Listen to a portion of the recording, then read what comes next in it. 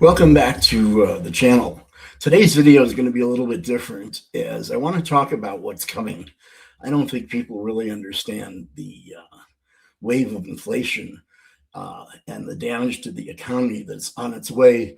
Even if Trump stopped the war today, it's not going to stop it at this point. It's already built in, and we have something that we haven't seen since I was a teenager back in the 70s. When we had the oil shocks, the two of them in 1973 and 1979, which drove inflation into the early 80s. And inflation rate got as high as 14%, and interest rates by the Fed, what they called the prime rate then, got to 21%, which was absolutely debilitating for the entire economy. Nobody could do anything. I mean, to buy a car, you were paying 16 and 18% interest rates. It was unaffordable. Anyway, I want to talk about what's coming because, as I said, it's not going to be stopped at this point. And I want to try to help you understand how these things work. So here we go. Let's get that square. Okay. So oil prices have gone up, as you know, and they've gone up dramatically, and this is about to hit your wallet again hard. This time it's going to be very hard. Most people are not going to see what's coming until it's already happened, and this isn't speculation at this point. This process is already in motion. You've seen oil move higher. You've been paying more for gasoline lately. Every time you go to the pump, it's more and more. Europe's gasoline supply is getting tighter and tighter because they don't have the reserves that we do, and shortages in gas lines are only weeks away in Europe. But here's what most people miss. The price shock doesn't hit you when oil spikes. It hits you weeks and even months later because there's a chain. And once that chain starts moving, it touches almost everything you buy, because almost everything you buy is touched by oil in some way. Let's walk through this, and you'll start to understand what I'm talking about. So the price of oil starts at the well, and as we know, before the Iranian thing happened, oil was about $62 a barrel, and right now it's about 108, 110, somewhere in that area. So we've seen, just oil in the barrel go up, roughly $50. Which is just unbelievably huge. That's what's about 78% or something like that in an increase in the oil in the last few months. So when the price of oil rises, the cost of fuel goes up. The cost of gas goes up. Jet fuel goes up. Diesel goes up. Shipping fuel goes up. Everything. Now you take the next step. Shipping and transport goes up. Every product you buy at some point has to move. It has to be shipped, trucked, put on a train, put on a plane. All of them run on fuel. So when oil goes up, shipping costs go up right behind it. And those increases are not optional at this point.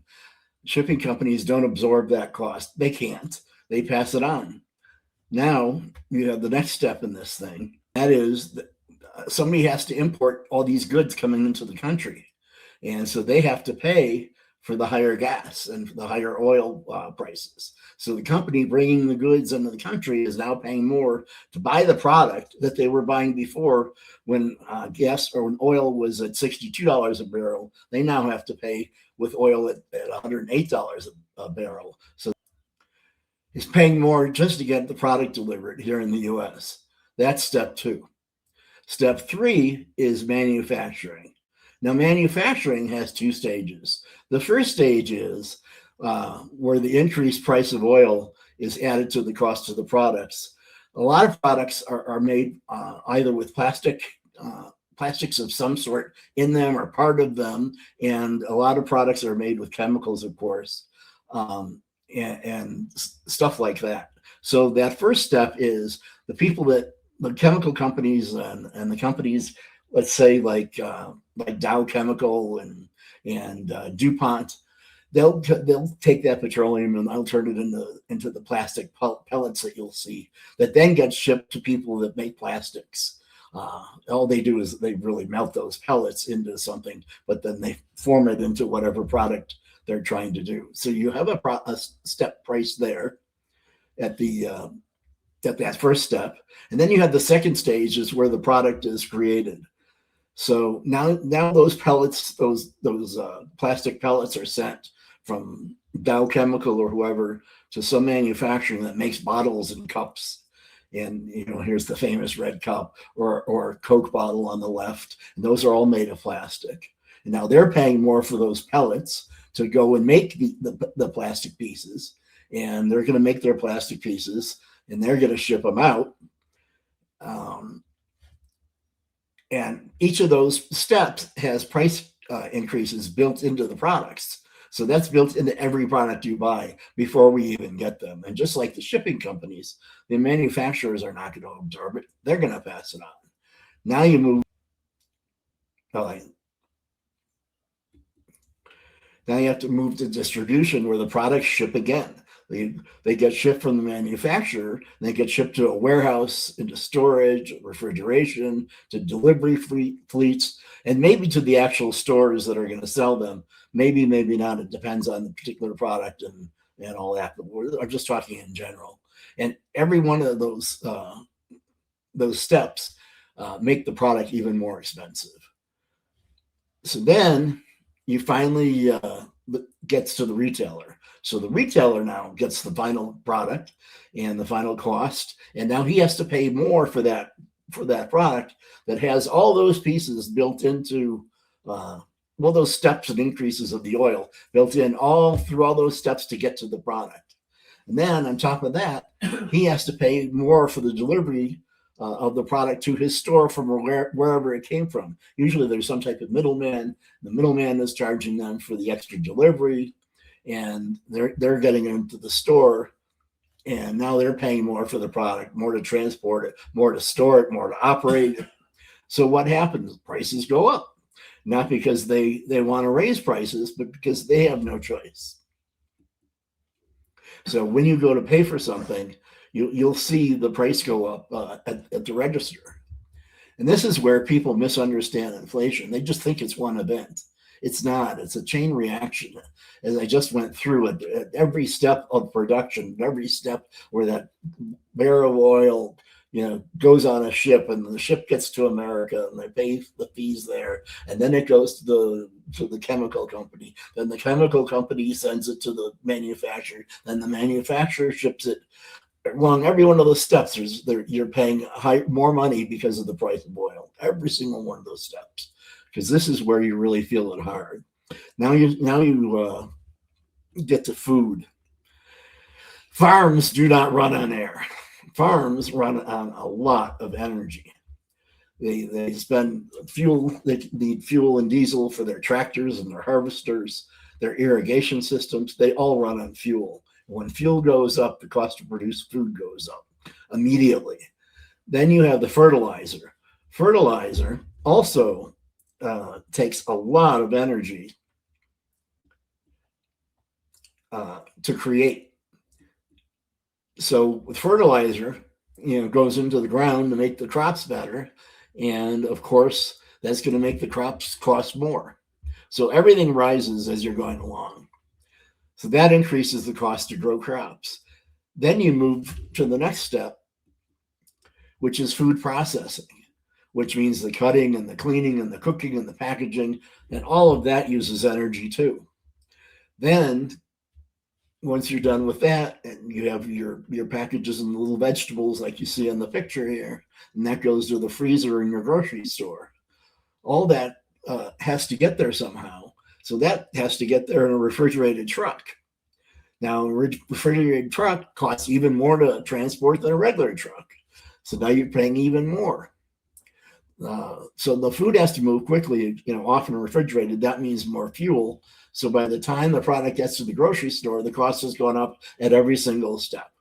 Now, let's look at the page on the screen that shows 4 of these steps. You have stacking the gas. The farmer food goes to processors, increases refrigeration truck. The food is shipped to processors. Processors now cook, cut, freeze, and all that. Then it ships to the grocery store. At every step, you're paying more. As the entire food chain increases the price at every step. And you pay a lot more for the food than you were paying before the oil went up. And none of these steps absorb the cost. Not a single one of them. They're not going to absorb the cost. They're going to pass it on to you. So the prices go up really fast. Really, really fast. Now, here's the part that most people don't understand. Even if oil comes back down, the prices don't. Very rarely do you see the prices come all the way back down to where they were before. And that could be in food, that could be in products. Food is a little bit more reactive, shall we say, than a toy, or a Barbie doll or something like that. Because once they have margins that are bigger, because the oil drops again, so their cost of the product drops. They love those extra margins that they have built in right there. So they rarely, if ever, lower the price. As I said, food might be the exception, but they don't want to go back and say, let's roll everything back. That almost never happens. Prices go up fast. They come down very slowly, if at all. So when you get to it, it's not just a spike. You get a reset in pricing. You get a new baseline. We've seen this many times. Most recently being COVID. So the new price becomes the new normal. During COVID, after COVID, official inflation peaked to about 8 or 9% right after COVID. And it doesn't tell you the whole story.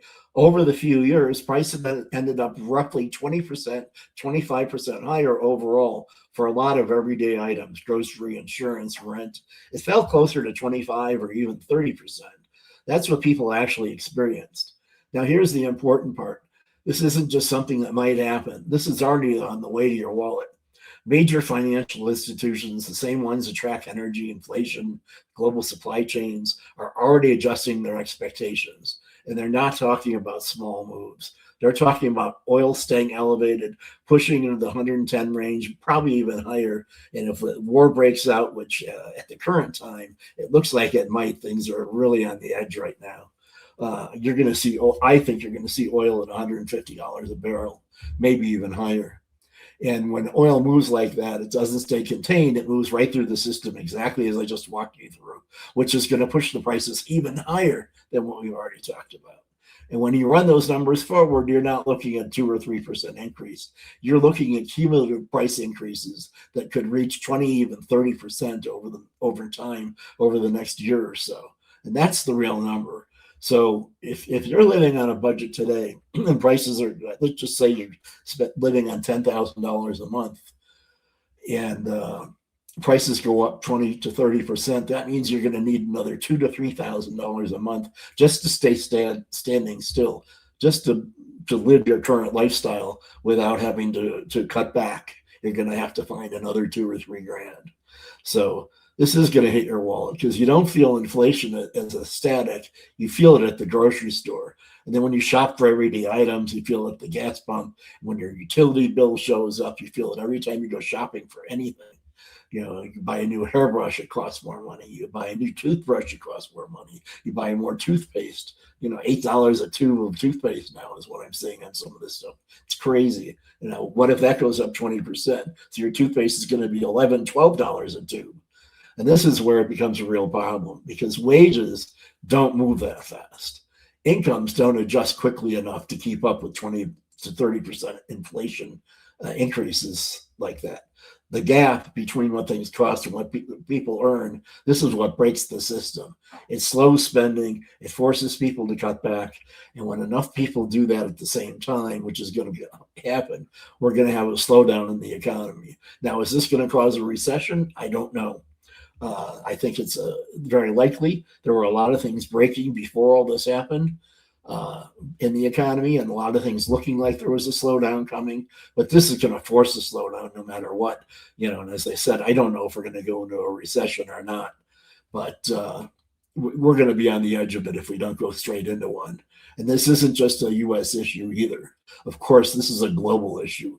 Everybody in the world uses energy, everybody in the world uses oil. So this is a global problem and global input. And when oil rises and stays elevated, every major economy feels it at the exact same time, which means this kind of pressure doesn't stay contained, it spreads. And that makes this different because we haven't seen this in a really long time. Now, if you've been around long enough, this pattern should sound familiar. If you've been around long enough like me and you're an old guy, you lived through the 1970s, you can feel the closest comparison to what's going to happen now is the 1970s oil shock, when energy moved first, and then everything else followed. Inflation didn't just tick higher, it ran into the double digits, peaking to 14%. And to stop it, the Feds had to push the interest rates to extremes. Prime rate eventually went to 21%. That was crushing. It hit housing, businesses, and consumers all at the same time. And I can't tell you how many businesses went out of business during that time, how many people were laid off. It was rough. And the result was not a soft landing. It led to one of the worst economic downturns the country had seen up to that point. That's what energy-driven inflation cycles can do when it fully moves through the system. Now, I'm not saying that we're going to go straight back to the exact same scenario, but I am saying this. The setup is similar. Energy moves first, costs follow, prices rise. And that is exactly what's going to happen this time, too. And once they do, they don't come back down the way people expect. So the takeaway here is simple. This isn't just about oil. It's about how oil moves through the entire system. And once that process starts, it doesn't stop halfway. It runs all the way through the economy, through everything we touch, through every job, every position. And from, quite frankly, your wallet. And by the time you clearly see it, you're already paying for it. So there you have it. That's how inflation works, and that's how it goes through our system. And I hope you're prepared. If you have any questions, put them in the comments, and I'll look at them. Meanwhile, stay positive, and let's hope this war doesn't break out. And please like and subscribe, and we'll see you on the next video. Thank you.